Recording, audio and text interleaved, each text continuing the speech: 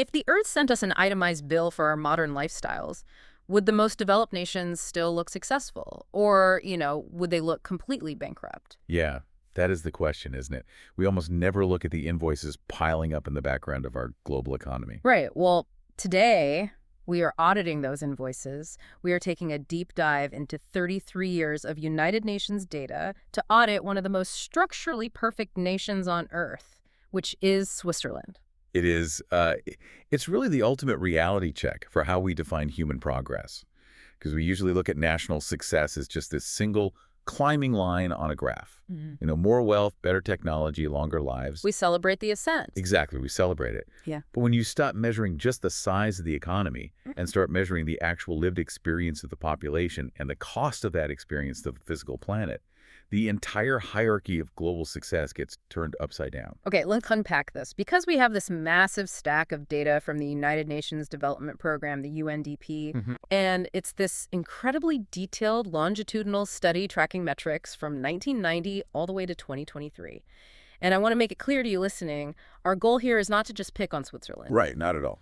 We are using their world-leading data as a mirror for global progress. Because if the system has structural cracks at the very top of the global ladder, we really need to understand what that means for everyone else. Absolutely. Yeah. And to do that properly, we have to start with the surface level triumph.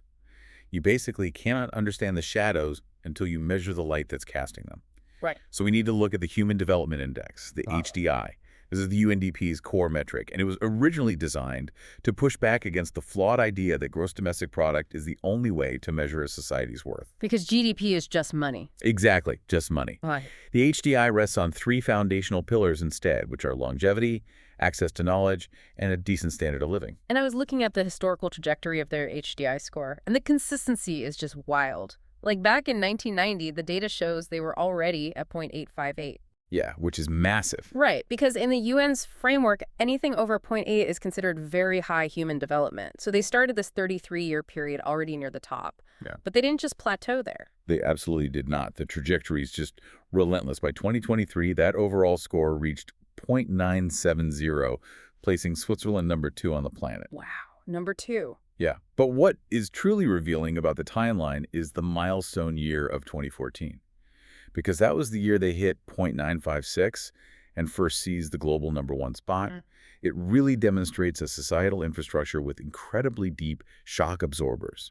Well, let's talk about those shock absorbers, because the data from 2020 is a perfect example of that resilience. I mean, the global health crisis brought the entire world to a standstill, right? Absolutely. Economies crashed, supply chains just evaporated, and we saw life expectancies plummet in major developed nations.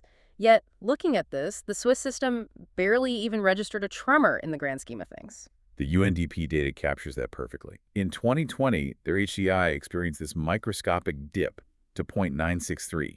That's nothing. Right, for a once-in-a-century global disruption. That is basically a statistical rounding error. And the system immediately rebounded, climbing back to 0.968 the following year and hitting that 0.970 by 2023. It's incredible. It is. That kind of stability requires an architecture that most nations simply do not possess. So break down that architecture for me. Let's look at the 3 pillars that actually construct this 0.970 score. Maybe start with longevity, because the numbers here sort of redefine what a normal human lifespan even looks like. Sure. So life expectancy at birth in Switzerland, according to the 2023 data, is 83.95 years. So essentially 84 years old. Basically 84, yes. Think about the sociological implications of an entire population averaging an 84-year lifespan. It fundamentally changes the architecture of a society. Because everyone is just living so much longer. Exactly. It means you regularly have 3, sometimes 4 generations living concurrently. Yeah. And it requires radically different healthcare apparatus. You are no longer just building hospitals for acute intervention, like curing infections or fixing broken bones. You have to focus on aging. Right. You have to build this massive infrastructure dedicated to chronic, age-related care, cognitive decline, and long-term quality of life. It also completely rewrites the financial timeline of a human life, If the average person is living to 84, the pension systems, the retirement age, the way people plan their careers and their savings, well, everything has to be stretched out and reinforced. It is a monumental human achievement, but it is a very expensive one to maintain.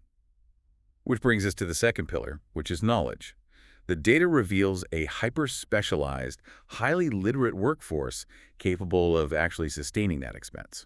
Yeah, I noticed the education metrics had two different measurements. There's the expected years of schooling for a child entering the system, which sits at about 16.6 years. Mm-hmm. But then there's the mean years of schooling for the current adult population. Could you walk us through what that mean number actually represents on the ground? So the mean years of schooling stands at 13.949 years. So nearly 14 years of formal education across the entire adult population. That's a lot of school. It is. In practical terms, this means the baseline citizen isn't just finishing secondary school. They are deeply engaged in post-secondary education. Mm. However, it is vital to understand the Swiss context here. This isn't just about everyone getting a traditional four-year university degree. Right. Switzerland has one of the most robust dual-track apprenticeship systems in the entire world. Meaning they integrate classroom learning with actual labor market training very early on. Precisely. A massive portion of their youth enters vocational training that is highly respected, highly technical, and directly tied to industry needs. That makes sense. Yeah, so that 14-year average represents a society that values specialized mastery, whether that is in a corporate boardroom, a precision manufacturing plant, or, a biotechnology lab. And that level of specialization naturally feeds into the third pillar, which is the sheer wealth of the nation. I saw the income figure, and I legitimately had to double-check the currency conversions. A lot of people do. The gross national income, or GNI per capita, when adjusted for purchasing power parity in 2021 dollars, is $81,948. Which is wild, because when you hear 82 grand, you might think of how far that goes in your own town. But we have to adjust for reality. Like, what does $82,000 actually buy in a super high-cost environment like Zurich or Geneva? And that is exactly the beauty of using the purchasing power parity metric, or PPP. The UN doesn't just look at the raw exchange rate of Swiss francs to US dollars. PPP adjusts for the local cost of living. Okay. It essentially measures the amount of goods and services that $81,948 would buy in the United States.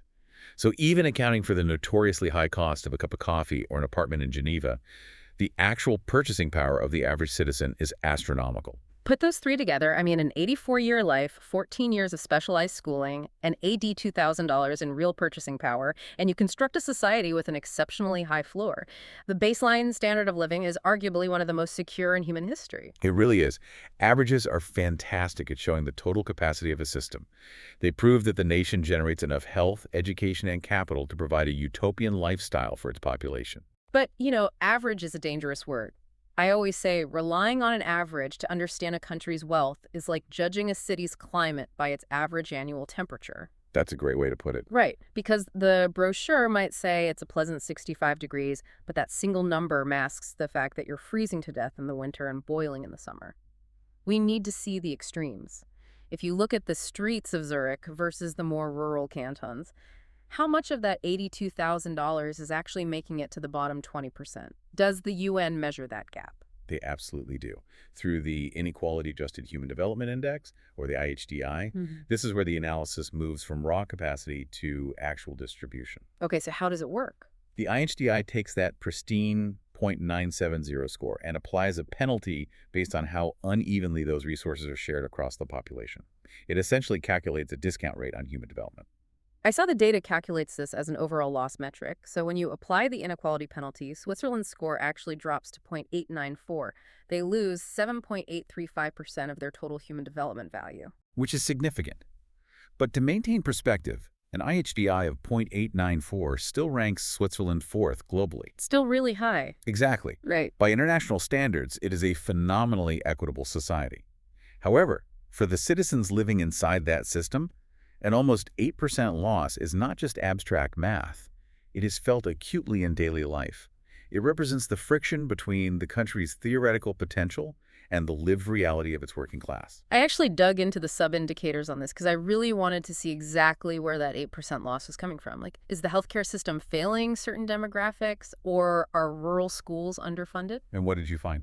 Well, the UN data is crystal clear. The inequality in life expectancy has a coefficient of just 3.12%. Education inequality is an astonishingly low 1.76%. Basically, the social safety networks, almost everyone gets to live a long time and almost everyone gets world-class education. Yeah, the health and education floors are incredibly solid. But then we hit the income coefficient. Right. The inequality in income distribution sits at 17.669%. Yeah. That is the heavy anchor pulling the overall score down. But why is the income inequality so drastically disconnected from the health and education equality? You have this healthy, highly educated workforce.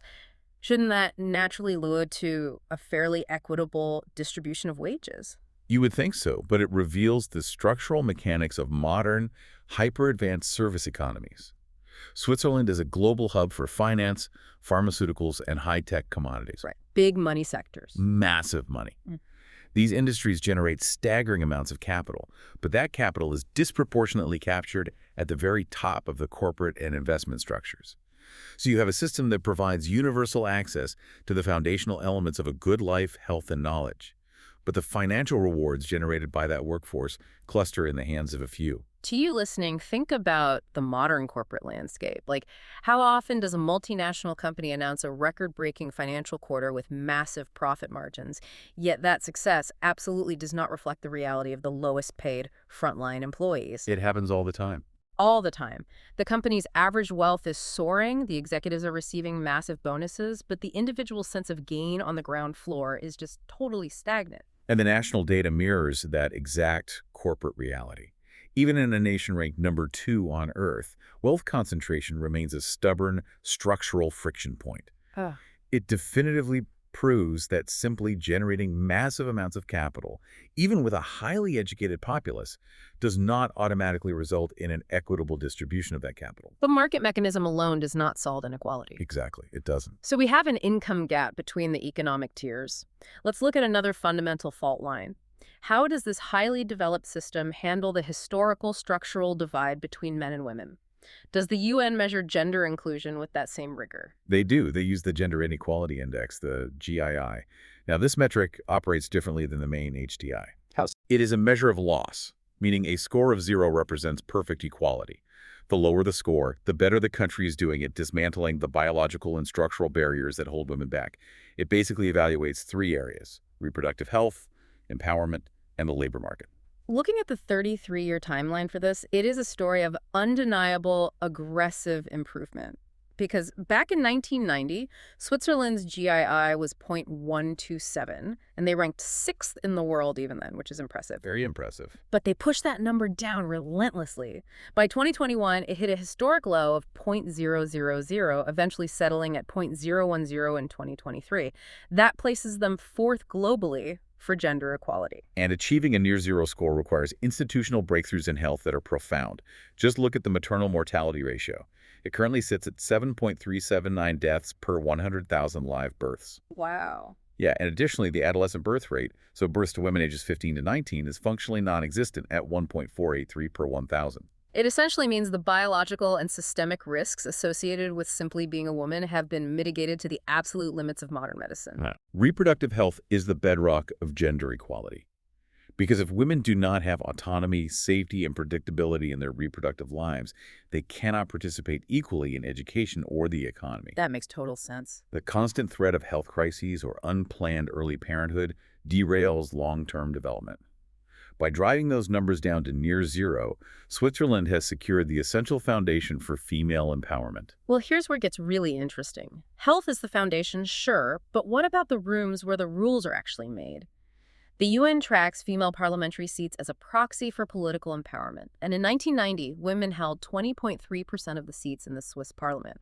Over the next 2 decades, the data shows this very gradual linear progression, like 22%, 24%, 27%. Right, a slow, steady creep that you see in a lot of developed democracies over the late 20th and early 21st centuries. But then the data registers a massive anomaly. Between 2018 and 2019, the numbers just break the trend line. In 2018, the female share of parliamentary seats was 29.2%.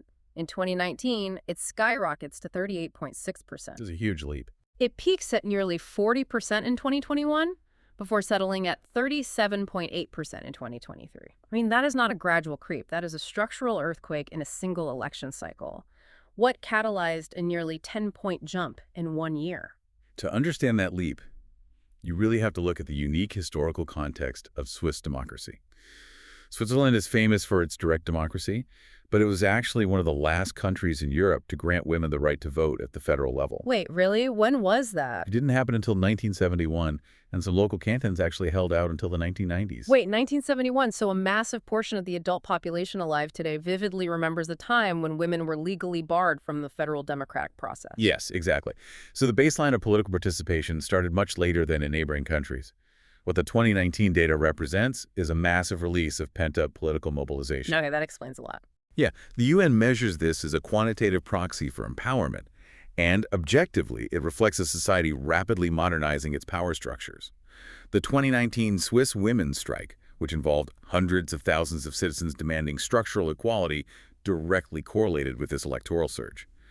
Women went from holding slightly more than a quarter of the legislative power to nearly 40% almost overnight in historical terms. So health risks are mitigated, political power is surging, and the barriers are dismantled. So if Switzerland ranks fourth globally in removing gender inequality through the GII, they must be equally high in overall gender development. It seems like the only logical conclusion, right? I was staring at the spreadsheet going, is this a typo? Because we have a massive paradox in the data here. The UN uses another metric called the Gender Development Index, the GDI. And while the GII ranks Switzerland number 4 globally for removing inequality, the GDI ranks them a shocking number 81 in the world for actual gender development. Fourth inequality, 81st in development. It is genuinely the most glaring contradiction in the entire report. How is it mechanically possible to be the fourth fairest country for women, but rank 81st when it comes to actual gender development? It comes down to what the mathematical formulas are actually capturing.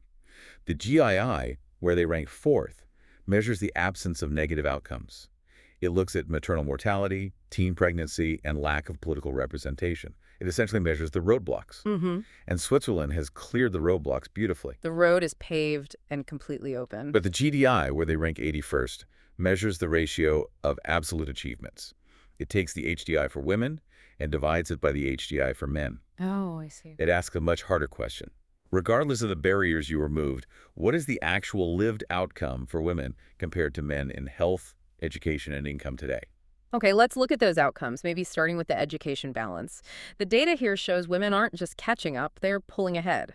The expected years of schooling for a young woman entering the system today is 16.799 years. For a young man, it's 16.546. Furthermore, if we look at the mean years of schooling for adults, women are at 13.6 years, which is practically identical to men at 14.290.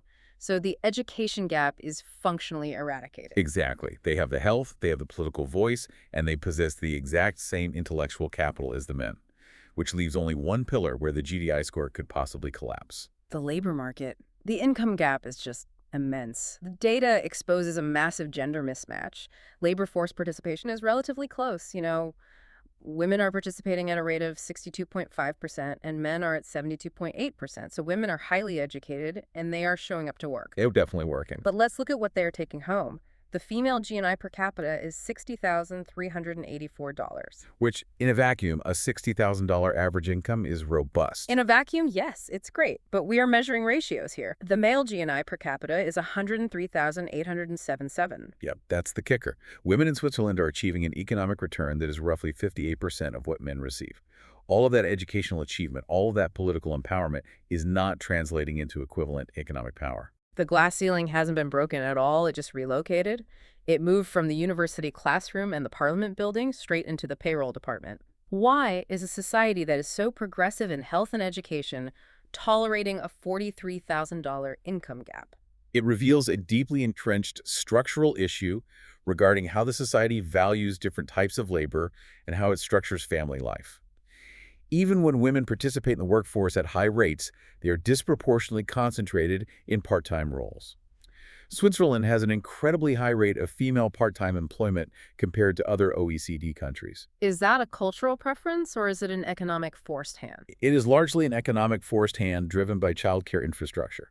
Switzerland has some of the highest childcare costs in the world. Oh, of course. Yeah, so when a family runs the cost-benefit analysis of 2 full-time salaries, minus the astronomical cost of full-time childcare, it frequently makes financial sense for one parent to drop to part-time. And societal expectations, combined with the existing wage gap, almost always dictate that the mother is the one who reduces her hours. This is the motherhood penalty playing out in real time. Exactly. Furthermore, female labor is often concentrated in sectors that are systematically undervalued financially. Things like caregiving, primary education, certain service industries. Right. So even women working full-time are often in lower-paying sectors than their male counterparts in finance or engineering. The structural demands of balancing career and family exact a heavy compounding financial penalty on women's long-term earning trajectories. It's the ultimate hidden tax on gender. You can remove the barriers to entry, you can hand out the exact same university degrees, but if the societal structure ultimately values the man's time at over $100,000 and the woman's time at $60,000, true equity is just an illusion. It really is. That $43,000 gap is why a country that looks flawless on paper plummets to 81st in the Gender Development Index. It is this invisible chasm. And it highlights a critical lesson for any developed nation. Achieving parity in health and education is merely the prerequisite. The final frontier of human development is equal economic valuation. Until that chasm is closed, the GDI ranking will remain a glaring anomaly in an otherwise pristine record. We have spent this deep dive exploring the social ledgers, right? We've dissected the wealth inequality and the gender paradox. But there's a final, unavoidable bill coming due. How does a wealthy, highly educated, highly consuming society impact the physical planet it actually sits on? This brings us to the most modern and arguably the most devastating metric in the UNDP's analytical arsenal, the Planetary Pressures-Adjusted HDI, or the PHDI. This is the Earth's itemized bill. Yes, exactly. For decades, the traditional HDI rewarded countries for rapid industrialization and high consumption. The more you produced and consumed, the higher your GNI, the higher your HDI score. Which seems so backwards now. It does. Because it completely ignored the fact that this prosperity was being subsidized by drawing down the Earth's finite natural capital. The PHDI was introduced to correct this accounting error. It takes the nation's HDI score and discounts it based on per capita carbon emissions and material footprint. And the data here delivers a massive cognitive shock. When we adjust for environmental impact, Switzerland's spectacular 0.970 HDI score absolutely crashes. It drops to a PHDI of 0.732. That is a 24.536% drop in human development value simply by accounting for the planetary toll. A quarter of their developmental success is basically erased by their ecological debt. The percentage is abstract, but the ranking change is just visceral. Because of that drop, Switzerland's global ranking plummets from number 2 in the world all the way down to number 44. Let me repeat that for everyone. Number 2 down to number 44. It forces a fundamental philosophical question. What is the true definition of a developed nation? If your development is inherently unsustainable, if it relies on a level of planetary extraction that would lead to total ecological collapse if every other nation mimicked it, can you truly be considered the second most advanced society in the world? Let's look at the mechanics of this drop, because at first glance, the environmental numbers actually look like a success story. Carbon dioxide emissions from production dropped over our timeline. In 1990, they were emitting 6.578 tons per capita. By 2023, they had slashed that down to 3.722 tons per capita. Which is a huge reduction. Right. They nearly cut their domestic production emissions in half. That seems like a massive win for the climate. It is a win for local air quality and domestic climate policy. But the UN doesn't just measure what comes out of the smokestacks inside your borders. They measure the total material footprint. And this is where the bill comes due. The material footprint measures the total amount of raw biomass, fossil fuels, metal ores, and non-metal minerals required to meet a country's consumption demands. In 1990, the material footprint was 31.5 tons per capita.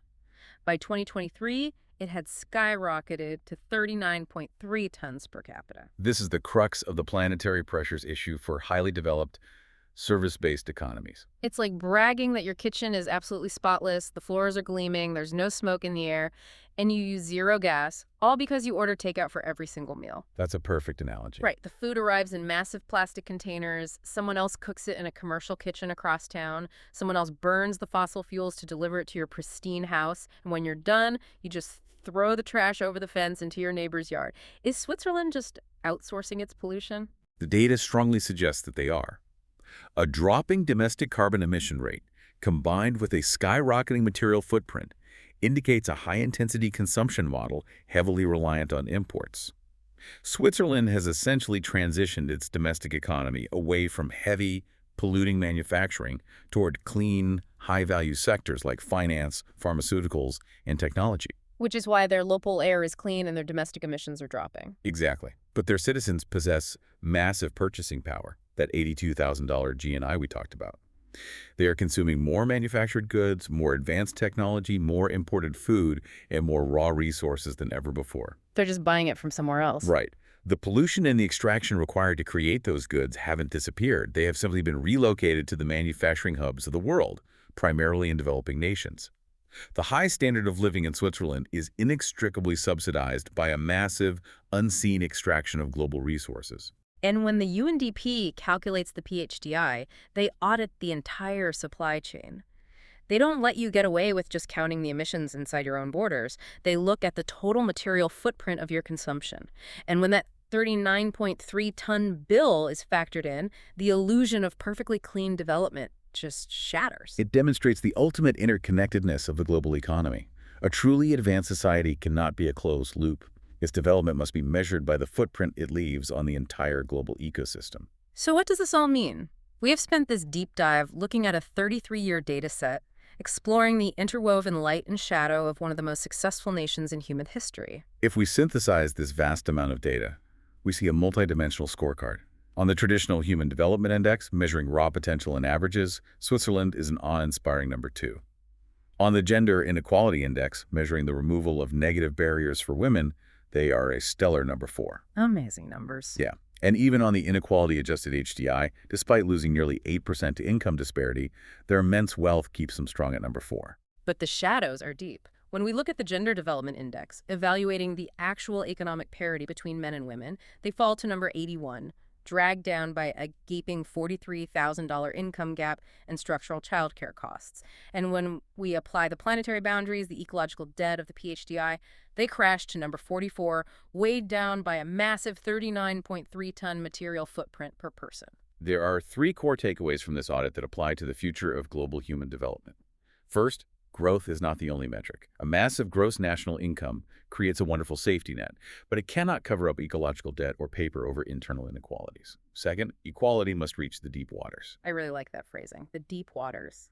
Closing the easy gaps, like equal access to primary education or basic health care, is just the beginning. Closing the education gap and increasing political representation means very little if it doesn't eventually translate into equal pay and equal valuation in the deep waters of the economy. And third, sustainability is the ultimate test. An unchecked material footprint, an economic model based on infinite extraction to fuel high consumption, will eventually erode the foundations of long-term prosperity. You simply cannot have a high HDI on a depleted planet. And the UN report doesn't just leave us with a diagnosis, it actually offers a roadmap to resilient prosperity. Based on this data, the path forward requires 2 massive structural shifts. First, dematerialization.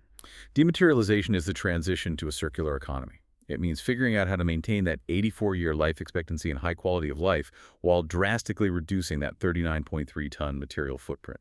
It requires shifting global supply chains from a model of take, make, dispose to one of regeneration, durability, and shared resources. And on the social side, the roadmap demands closing the gender pay gap. The society has already paid to educate these women to the highest global standards. They have the 16 years of schooling. Now, the economic structures, meaning childcare, corporate culture, valuation of care work, must adapt to translate that female education into equivalent economic power. The glass ceiling on the payroll just needs to be shattered. True development isn't just a climbing line on an economic graph. It is a complex balance sheet. A society's true worth must include the finite resources of the earth it sits on, and it must account for the fairness of every citizen's paycheck. We've covered incredible ground today. We started by asking if a developed nation would still look successful if the Earth sent a bill, and we found that the answer challenges everything we thought we knew about progress. I want to leave you, our listener, with a final idea to chew on, something to explore on your own. It's an important one. What if we applied this planetary and inequality adjustment to our own personal definitions of success? Think about your own life. If you were graded not just by your income or your career title or the size of your house, basically your personal HDI, but by the ratio of your material footprint to your true equitable contribution to your community, what would your personal rank be? Are you living a high HDI lifestyle subsidized by a massive unseen planetary footprint? Does a high personal HDI blind us to our own personal PHDI? It is a profound question. Because the macro data of a nation, the 39 tons of material, the $43,000 wage gaps, is ultimately just the aggregate of millions of individual choices, corporate policies, and daily systems. When you send away from the clean, simple averages and look at the murky, complex reality of how we live, consume, and pay each other, the diagnosis changes. You break an arm, the x-ray's clear. But human development. It is an ongoing, messy negotiation between our ambitions and our environment. Thank you for embarking on this analytical journey with us into the numbers that shape our world. Until next time, keep diving deep.